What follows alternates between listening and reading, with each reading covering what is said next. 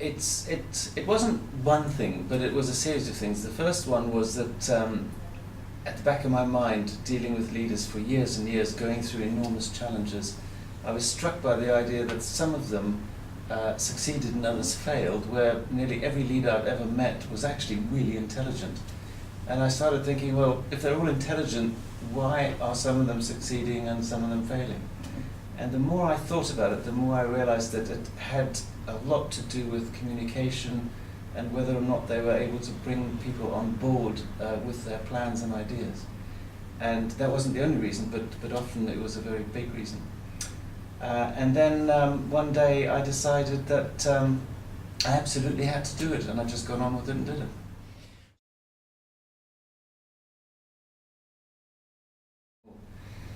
Well, obviously they need to have a raw intellect which enables them to understand situations and understand problems and develop strategies.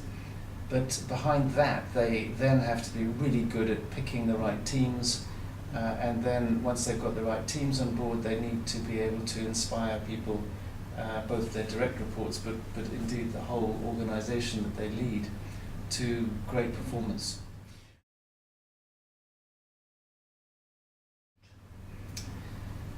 I think it's both. I think that great leaders are often born and with some training can be truly phenomenal. And I think leaders who are not natural at it, but learn some techniques, learn some basics, can actually become very good. Perhaps not utterly brilliant, but they can certainly be very good. And I think that leadership happens right across an organization from top to bottom.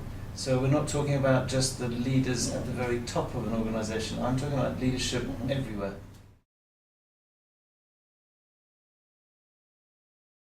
I think in today's world, where employees have very different expectations of their leaders, it's about a lot more what I would call emotional empathy, the ability to make people feel great, to make them feel that they can achieve remarkable things. That's a great skill, and I do believe that you can be taught the basics of how to do that, how to be more empathetic, how to listen better. It's not about being an inspiring orator, and very often people mistake the idea of inspiring charismatic leaders being great orators. That is not what I talk about in the book. I talk about leaders who are able to inspire because they are able to make their followers feel terrific.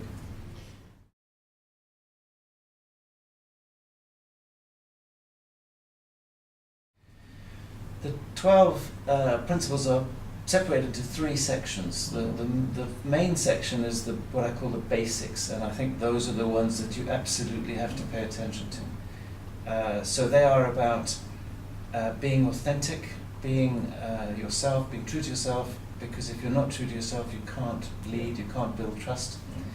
But then it's about having a strong sense of purpose and a set of values that you live your life by and expect the organization to live by. It's being very future focused, crystal clear about the future that you want. It's about being prepared to bring the outside world into the organization to help you make better informed decisions. And it's about learning how to engage staff everywhere in the organization to perform miracles. And those are what I'd call the basics.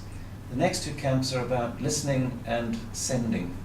And I think listening is 2 things. It's about being more audience-centric, much more focused on audiences than we've ever tended to be if we want to succeed in communication. And that means developing better listening skills.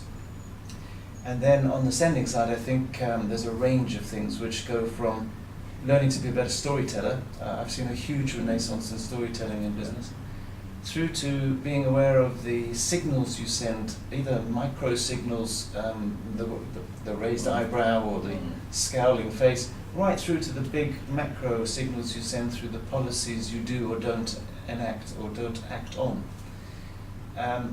Then finally, more and more leaders today, the more senior you get, are appearing on more and more public platforms. You absolutely have to get better at that. And I think the final point would be never ever to lose sight of the fact that you'll never perfect communication and that you've got to keep learning. Every leader I spoke to was really clear that they had not mastered it and they would never master it, and they were learning all the time.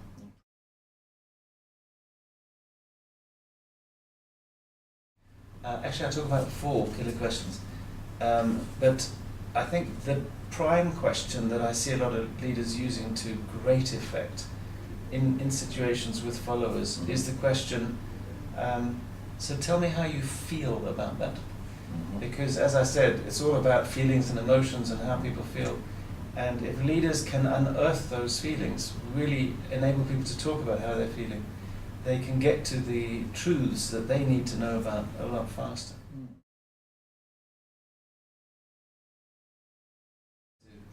I think we've gone from a world, I mean, when I started working, leadership was about the stripes on your sleeve or the pips on your shoulder, and it was authority-centered leadership. Now I think it's much more about influence, and therefore the skills have changed. In the old days, people would just tell me what to do, and they'd even tell me what to do every step of the way, which wasn't very motivating. But people these days don't want to be told exactly what to do. They like to be given a mission, be given some autocracy to be able to do it themselves. Did I mean autocracy? I didn't mean autocracy. I meant independence, to be able to go and do what they want to do. All within a very tight framework that is about whether or not it's achieving the organization's objectives. And then it's about living in an environment where there are values at work. And I've seen a huge rise in the importance of values in organizations. So I think we've moved from this hard command and control world to a much softer, empathetic, values-driven world. No less performance-driven, but much more aware of the fact that it takes people to perform.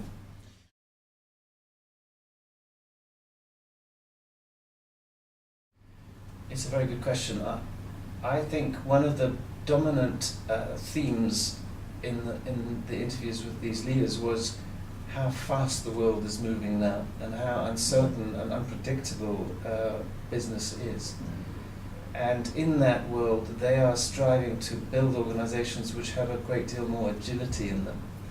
And so to be more agile requires leadership everywhere. So I think what we're going to see is much more dispersed leadership in organizations, which will be the only way to cope with the stunning speed that companies have to work at now. But that puts you on a very, very, very dangerous tightrope, because you give power to people all over the organization. Any one of them can make a decision that can get you into real hot water. So how do you enable them and equip them to make the right decisions? And that becomes one of the biggest demands in business today.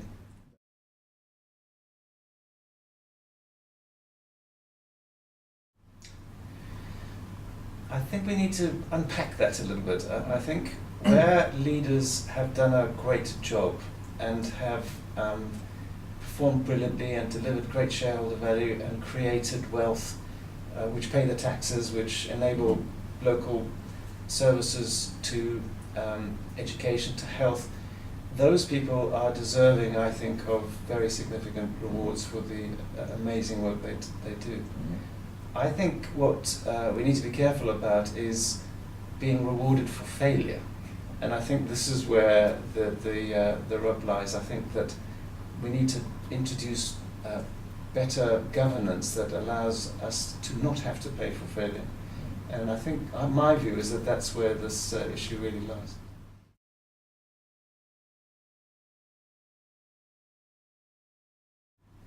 I do. Personally, I've employed a number of ex-military into my organisation, and they've, without exception, always performed really well. And I think the leadership skills that you achieve in the military do have a relevance in business today and are transferable. But of course, the one thing you have to learn very quickly if you do transfer is what I call domain excellence, which is understand more about the environment in which you're operating, because not everything works the way the military works. and people aren't there to be commanded. And business is sometimes extremely complex. But you know what, when you're commanding troops in life or death situations, there's not a lot else you can't cope with.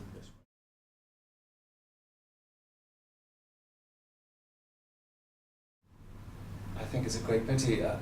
One of the things that I tried to do in the book was make sure I interviewed at least a representative sample of women leaders.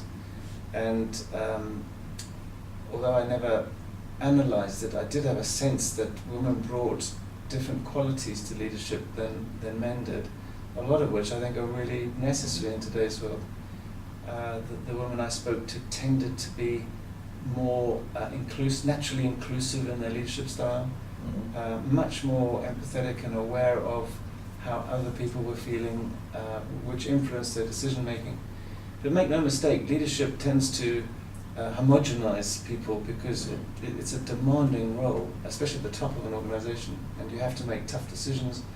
You have to report to a number of stakeholders, you have to report to the city, to your shareholders, and very often you're accountable to government and regulators as well. So it's not an easy ride, so these people do have to be tough.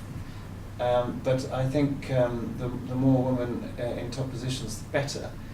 What I can't tell you is how to make that happen.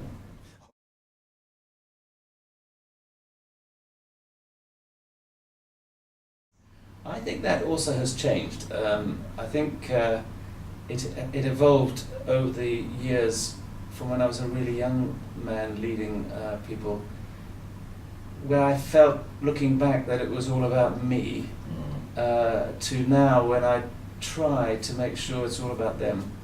And you can't, as a leader, do everything yourself, so you have to try and make stars out of all the people that you work with and enable them to get on with the job and perform brilliantly. You just sit back and take the credit sometimes, but it's very definitely changing.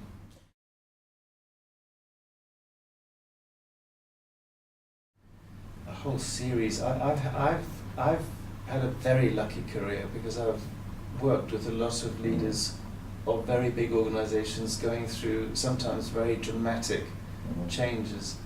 So it would be difficult to pick out any one leader.